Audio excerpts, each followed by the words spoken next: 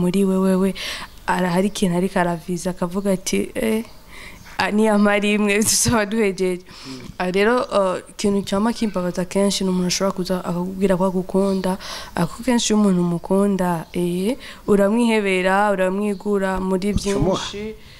sino sinabwo ko ndamuha cyangwa ntamuha mugabo mu gihe mo muvyumva kumwe mu gihe mukundana turi abantu ariko usanga byagoye nakubashije urumva mu gihe mo muvyumva kumwe none muvyumva kumwe ikigwanisho cya mbere cyangwa igisuzo cya mbere no kumuha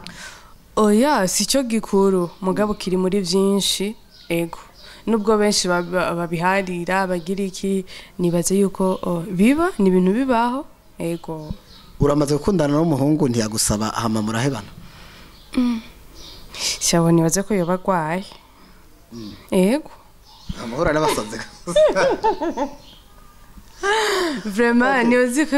nyene yoba yocaja kwa muganga kabisa. None bishitseho ho ntagusabe. Mbego uyo muntu wovyitwara mu gute? Shashi no kwibaza ngira ko yoba gwaye nyene atansaje. Sha yo basi yofuma mu misi ya mbere yiyorobeka mugabo hanyuma. Akagira icyavuta sino nyene sinzi wera uvuga rero ati umuhungu adasaba ntabakomeye je nibaze ko atabakomeye ego from burigera uhura nawe dukundana oya from ngiye ari gitangaza zo bari marayika yakorotse ava mu ijuru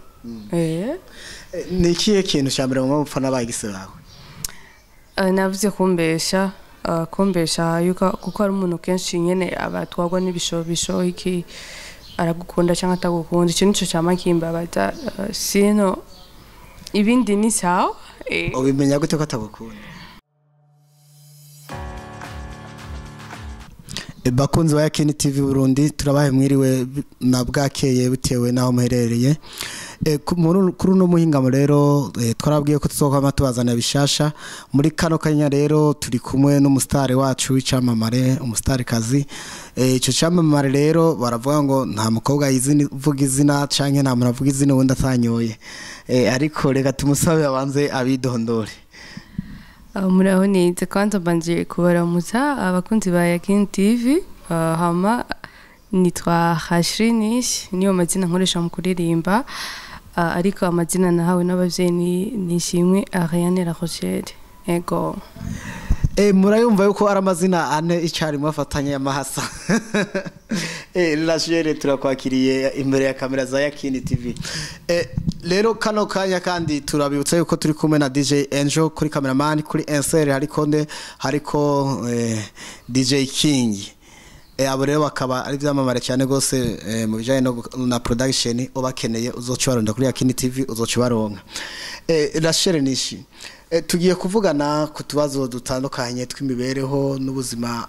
bw'abasani bo mu Burundi akeshi abasani bacu mu Burundi baravuma umuziki w'ikirundi abandi nabo bakavuga ati nukuri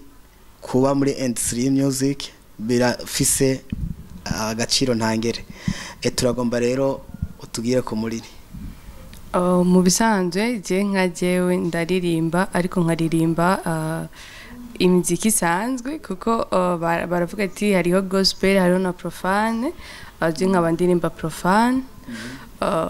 indirimbo umuntu akora warinze winjira muri music ntuviza ngaha iwacu gusa ubushaka yuko ibikorwa byawe bigera kure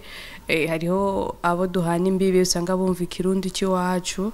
bigatuma kenshi ukora kugira ibikorwa byawe bishobore kujabuka bitere bije imbere enco gituma tuvuga yuko uririmbye ikirundi cyonyene cy'iwacu umenga cyo guma ngaha ego muvuze ngo uririmbye ikirundi cy'iwacu cyo guma ngaha none mbega mwamuririmba mu ndimi zingahe ndaririmba mu Kiswahili nubwo atari cyane ariko mpora ameranja ikirundi n'igiswahili ego urundi rurimi mukunda gukoresha n'urundi oya nta rundi nkunda gukoresha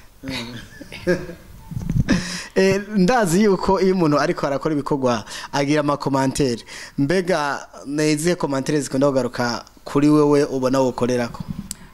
komantere nyinshi nkunda kuronka nabambwire ko ntushobora guhindura studio nkoreramwo kuko kenshi aragiye bambwira ntibifise karite benshi bifuza ariko nanjye nkaba mbona uburyo mbafise bikwiranye naho mba ndiko ndakorera ariko nkizera yuko buke buke ibyifuzo by'abankurikirana ndoshobora kubikorerako. Mbega urumva muri studio habaho ibisata bibiri, hari igisata cha production n'igisata cha enregistrement. Mbega bakubwira uhindure gukorera audio cyangwa bakubwira uhindure ukora clip? Bambwira gukora ama audio kugira anje muri studio ziba zifise karite imeze neza kuko ahantu henshi usanga ibikorwa byaho bitandukanye. Ego Nishi nijari watanguye ibikorwa by'umuziki, ico cimviro cakojemo gute kugira ngo wiyumvire gukora umuziki? Natanguye kuyumvira umunsi wa mbere nja muri studio ari muri 2015. Hari muri 2015 ndibuka yuko nari niga muri secondaire ariko ko atamwanya ico gihe nari mfise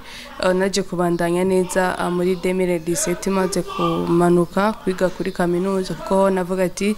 negreye ahari ama studio, negreye ahari abafise ubumenyi bwinshi badoshobora kugira cyo banterereye mu muziki wanje. Navuga ko ninjiye neza na neza muri music muri 2017. Ego Mbega umaze kwinjira muri music muri 2017 nakahe karusho wabonye kari different nahariya ukiri ku Gatumba? Urumva ruguru icyambere hari na radio dufise iyo menyekanisha ibikorwa byawe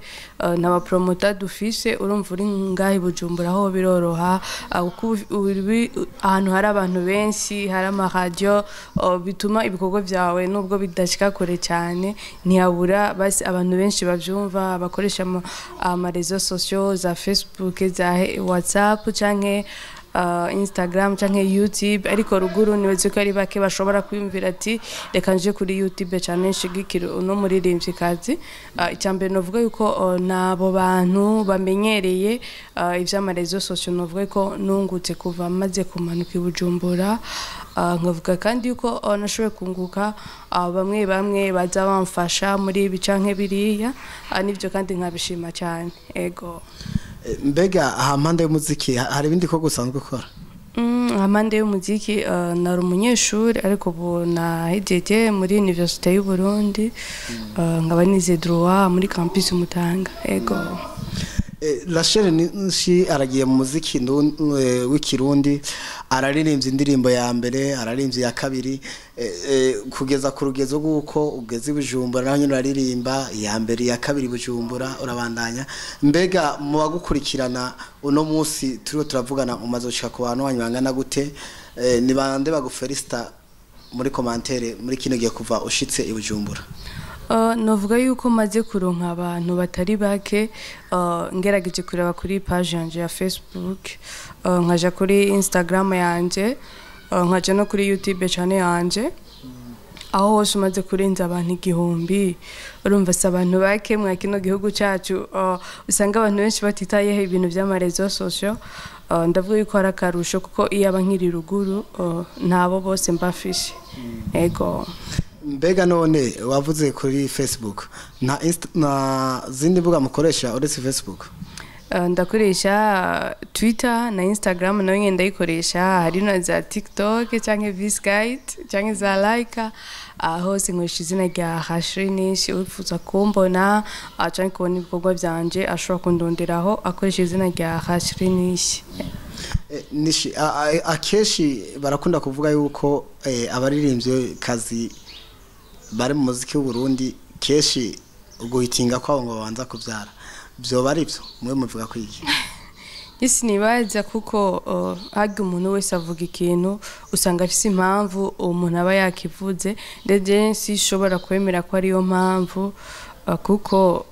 ngerageje kuraba gisi buda ko ari cyo kuko hari abahitinze kandi badafise abo bana canke iki, nize ko yabeshe uwo ba yarabivuze wese. Wada karorera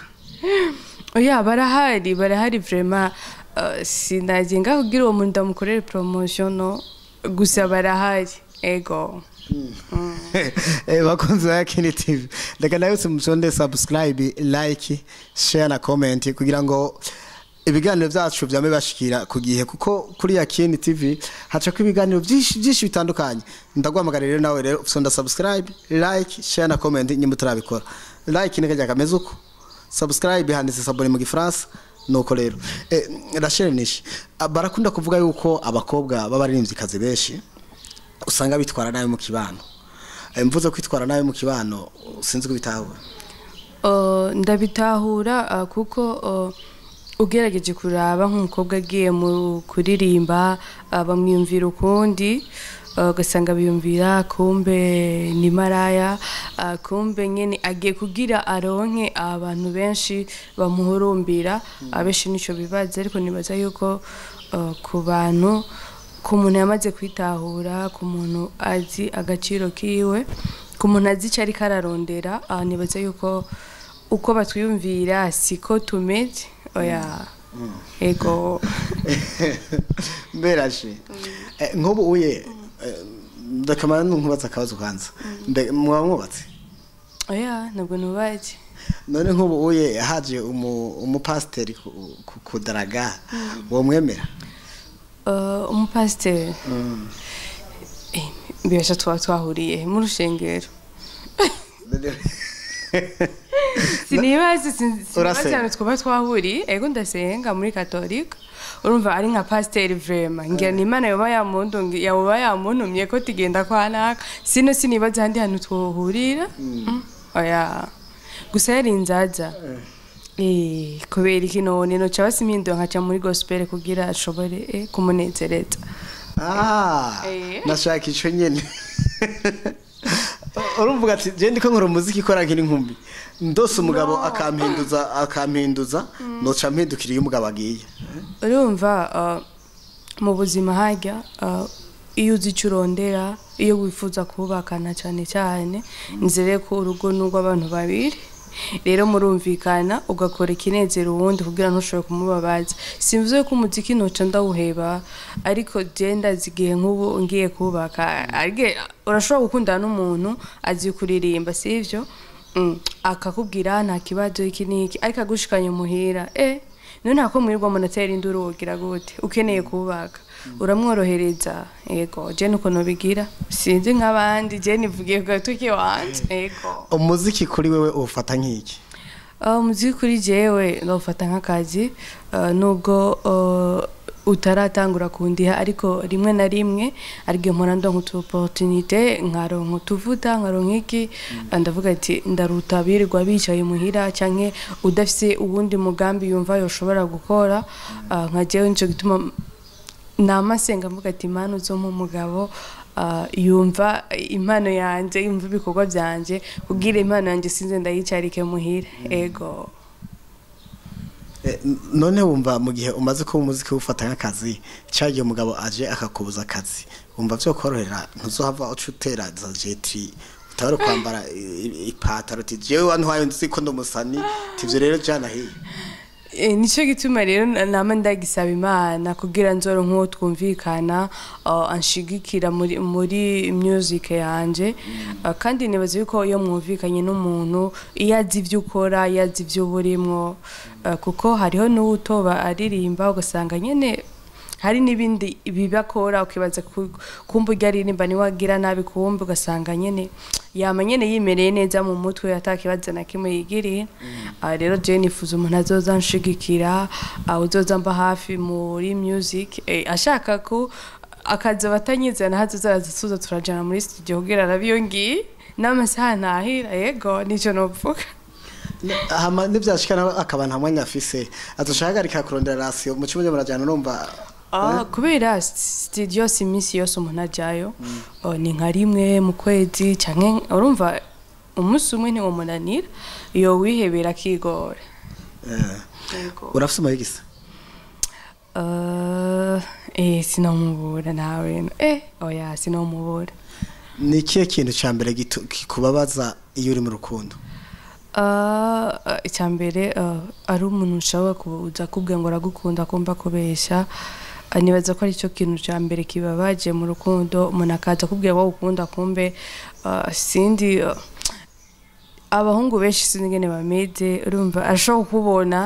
akubonye rimwe akumva nyene sinzi biranse mugabo akaza umenga wewe nyene wowe uvyakira nko kumenga azananye urukundo rwinshi kumbe muri wewe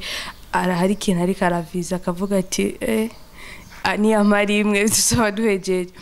rero ikintu cyama kimbabaza kenshi n'umuntu ashobora kuza akakubwira ko agukunda ako kenshi iyo umuntu umukunda uramwihebera uramwigura muri byinshi sino Achumuha sinabwo ko ndamuha canke ntamuha mugabo mu gihe mo muvyumva kumwe mu gihe mukundana turi abantu ariko usanga byakora nakubashije urumva mu gihe mo muvyumva kumwe none muvyumva kumwe ikigwanisho ca mbere canke igisuzo ca mbere no kumuha oya sico gikuru mugabo kiri muri vyinshi ego nubwo benshi babiharira bagira iki nibaze yuko biba ni ibintu bibaho ego uramaze gukundana n'umuhungu ntiyagusaba hama murahebana shabona nibaze ko yoba gwaye ego amahora n'abasaze vraiment nibaze ko nyene yoba yocaja kwa muganga kabisa none bishitseho ho ntagusabe mbego uyo muntu wovyitwara mu gute shashi no kwibaza ngira ko yoba gwaye nyene atansavye basi yofuma mu misi ya mbere yiyorobeka mugabo hanyuma akagira icyavuta sino nyene sinzi wewe uvuga rero uti umuhungu adasaba ntabakomeye je nibaze ko atabakomeye ego from urigera uhura nawe dukundana oya from ngiye ari gitangaza zo bari marayika yakorotse ava mu ijuru ni ikihe kintu cya mbere mu mupfa n'abagise bawe navuze kumbesha yuko kuko ari umuntu kenshi nyene abatwagwa n'ibishobisho iki aragukunda cyangwa atagukunda icyo nico cyama kimbabaza sino ibindi ni sawa ubimenya gute ko atagukunda ubimenya gute kenshi umuhungu yama kubwira ndagukumbuye iki ari umuhungu aza menga icyafise we nukumva mwama muri kumwe dudura umustare avugira reka kuja kure muri kumwe gute basifuze ko mwama muri ko muranezerwa gusa muryoherwa ego nk'uwo muntu atigira kubwira ikintu na kimwe cy'umugambi urumva ntabagukunda frame mbega mwaho abakobwa keshi nagiye mpora no gwaruka rutarerukya gwagiye ruvuga keshi yuko mwebwe abakobwa ahubwo ari mwebwe mudashoboka umwerabe ego novuga yuko mu migwi yose hari ntiyabura abantu baza bacafuza abandi nkuko no mu bahungu bahari bacafuza abagenzi babo rero icyo novuga ku bakobwa defi ihari benshi maze kubona niyo gukunda abantu benshi sino wahuye n'umukobwa yihangana vraiment uravuga ati wow abavyeyi barareze neza ego ubukunze bangahe jewe nama nkunda umunsi nigera ndenza nkunze umwe muri komadero aza kuvuga mbega gusa nyuma ukundanye na Rachly ubu byuma ko kuyakanye imbere y'abantu navuze ko nkunda umuntu kandi nawe ari yitse none Rachly abakobwa keshi umuvuganye mu gatondo abahungu bamatubwira ati aca ku mugoroba acabwira ko tegise yageze ko yagiye hariya ku kwezi mu ijuru agacavuga ati urumva n'amavuta yaheze urumva mawe yarwaye urumva twafushije umuntu Rachly abakobwa muri babi ndakubwire haryo umuntu agukunda ntigera gusaba ikintu kuko wewe wumva nk'umuntu mwoba mukundanye no musi gacha kubwira ngo ikotesha yaheze ubwo go bari urukundo nyabaki urumva baje nyene kugira ube manager wiwe je niko nabivuga naho yene apara manager gusa sponsor nta kindi vraiment je navuga ko atakinda basha kuko harya umuntu burya nawe nyene agukunda ntiwirigura musaba kuko arazi bezozi wawe arazi icyo ukenera we nyene canke ubu uze ahakura hariho nabemera ngo bakaja kwiba kugira anezereze umukunzi wiwe rero muri ico gihe umukobwa nawe nyene agukunda ntiyo tumuja kwiba kugira umuzanire ahubwo nuwo mworonderana ari bikunda mukabana asino umuntu azavuga ngo iki niki oya sinibaza ko abagukunda frame none kubera iki abakobwa bakunda gusaba amananiza abahungu y'ibintu abahungu usanga batanashoboye nk'umukobwa araje abwiye umuhungu nta kazi afise akamuga ati sheri burya rero jewe utanguriye yayindi spake gatano canke pouvoir 10 na kangahe hariyo nabonye yanditseko kenza sinzi uko bayita ugacuye musaba nta kazi afise ubugomba yakureye erega ni nabivuze uwo ntabagukunda ubwo je nibaze yuko aba yarabuze ingene muhebana akagusaba cya kintu udashobora kuronka akubwira ronka ingene avuga ati kuko benshi birabananira kuvuga ati sindagukunda canke ngiziki agusaba amananiza akugira ushobore kuvuga ati jewe kwera handakuyemo akarenge ego je nibaze ko ariyo mpamvu benshi babigira naje rero nakunda nongwira ati miki kugira akibuze nyene ntadusubye kunga urabibwira oya no ndabibwira Rashe numbeshi no ndabibwira bro na urabibwira nta mungu urajya amaye nta musabye nokike amaye ikintu nta kimusabye ndagitora Rashe none we byo kuri uvugishije ukuri Rashe ndazusaba umusanagira bagisebeshe oya nta benshi nka babiri babiri ni bon nka batatu batanu hari nawe utaza ariko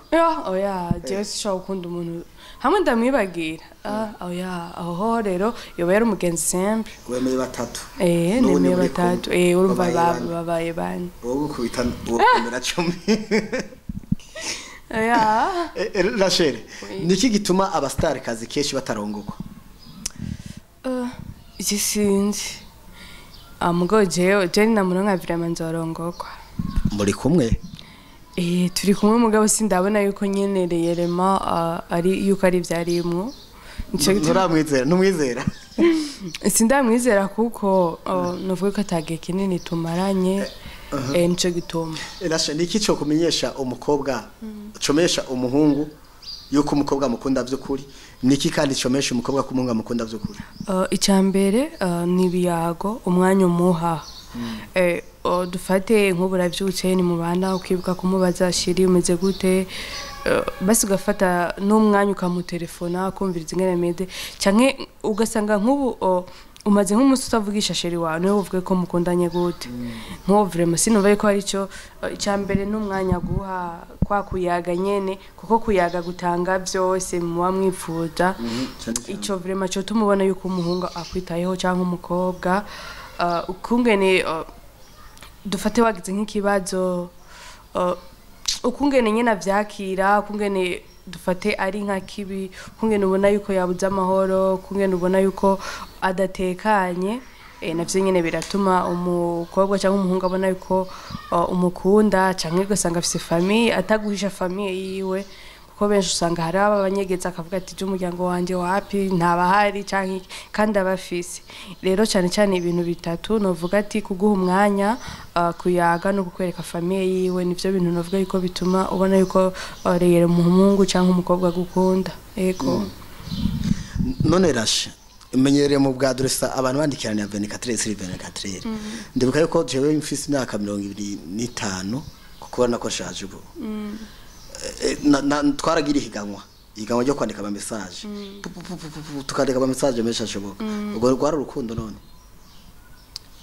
biravana n'intumbero uba wabisize muko urumva mwebwe ko mwamuri mu mahiga je nkaje cyambona yuko je ni umwanya abama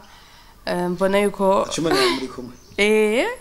kuko bituma nyene mugumana hafi mukayaga ibiba bikeneye ego ivyo bigira abashomeri Rashe umuntu afite akazi nashobora mu yo kwandika saa sita ku mugoroba saa 8 ego ivyo ndavyumva ariko basi muri wa munsi wose 24 ariko zohera ego wambaye neza uza hari vraiment nibaze ko utomukondana ngo ntiyakuvugishije oya vraiment none muri kumwe ivyo nabikora jewe randi kabisa nucavuga ati kwa heri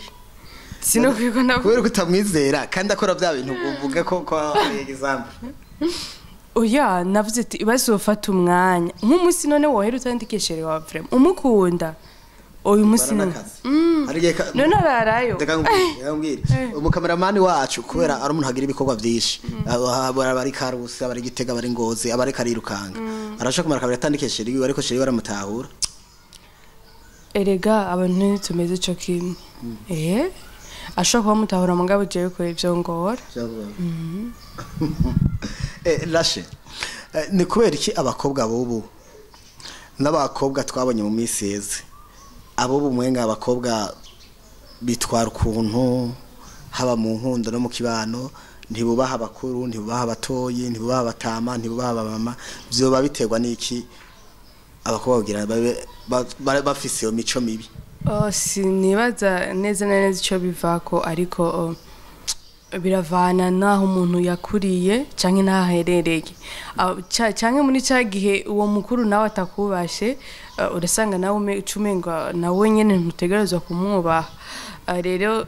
ko imyaka igendera hinduka niko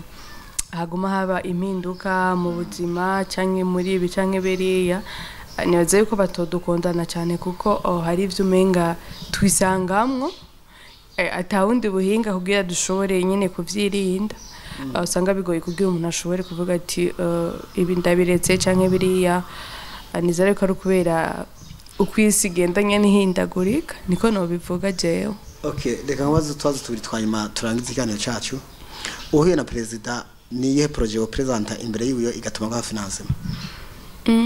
Oya, urabona nkiyo ndayivugiye ngaha i projet kirazira kuyivuga s'il vous plaît. Ufise umugambi kirazira ko ushobora kuvuga ntarawushira mu ngiro ugasanga hari undi umuntu abumvise kumbe agaca agenda agaca ntanga wumva ntibaba mpomvye. Okay, reka ndakubaza ikindi. Nikihe kintu wifuza gukora kizotuma n'umugabo azokurongora avuga ati nukuri ntwaye umugore afite discipline cyane umugore ashoboye w'incabwenge? Sinove ko hari byinshi nokora ariko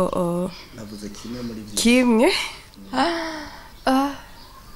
Novuga ko ari nko gukora kugira dushobore twese kuzuzanya mu rugo arondere nanje ndondere duhuza. Navuze ko kiri inkumi ugikora kiri inkumi ntugikora uri mu rugo. Icambere narite kandi nubwo nize sindarangiza ngomba kwiga master ko ndifuza kuzoba umwavoka nibaza ico kintu ni naheza Imana ikanje imbere yuko kizotuma n'urugo rwanje rumera neza. Yego urugo rwa gisirikare kwa mategeko. Oya amategeko ni hanze mu rugo utegereza kubaho umugabo wawe. Yego ko batacawe kuba general. Oya nivyari gukunda ariko navyo nyene usanga birakunze nk'ubu nkajayo byoshika. No yuhe mukino ukunda cyane kuruta yindi? Igenda kina volleyball, ndakunda volleyball cyane. Yego umaze gutsindwa kangahe umaze gutsinda kangahe? Ndafise club nkinamwo turatsindwa ariko si cyane kuko equipe yacu ya Maria kabiri havuye muzinga hakurikira equipe yacu reresi la fois passée twari muri tournoi nubwo twashoboye gutahana ikibanza cya gatatu byarambabaje cyane ariko nizere ko bitazosubira. Wararize? Sinarize kubera je amaso yanjumenga yarakama gusa ari ukuntu nyene ubona yuko mbabaye sino kurira amaso yanje ntapfa gusese kuko nyene niriye ko sari maze kuba ko urarira amosozi menshi cyane gose. Iryo rero rirahari vraiment niyo ndavyibutse gusa kwico kintu nagikoze cyanumva nyene umenga nivyo ndiko ndakora byose no bihagarika mugabo sishobora kukivuga ariko kirahari nzori ndapfa ntibagiye. Iryo kosa Imana ikobare ko bararikoze urumva yarakobaje cyane kandi ugibutira koza cyane. Rashe ibaza ikibazo bongere wiyishure. Bacha nibaze gute? Sinumva ikibazo no kwibaza.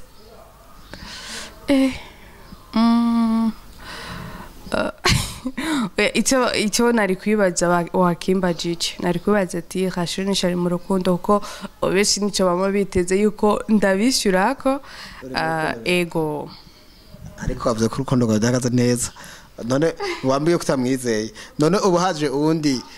uwo mwirukana canke wovuga ati reka mvomere zose simenya ubuzo usha ubwaribwo? No mu Kirundi barawuciye ati no kuvomera byose ko nta uzuruto kwa makare. Namana nta rukundo urimo. Oya navyo ko ntamwizera kuko nta gihe kinini turamarana. Umuntu maze kubutamwizera nta rukundo urimo. Mama uriko murahendana. oya biraze ni bukebuke urukundo ni bukebuke yarakujanye wawe awe nakubiye ko atagiye kinini tumaranye waramujanye wanyu wowe twari umuntu mumaranye ukwezi canke imisi ngahe oya bakunze Yakini TV abariko murakurikirana ikiganiro muravyima Rachly Nish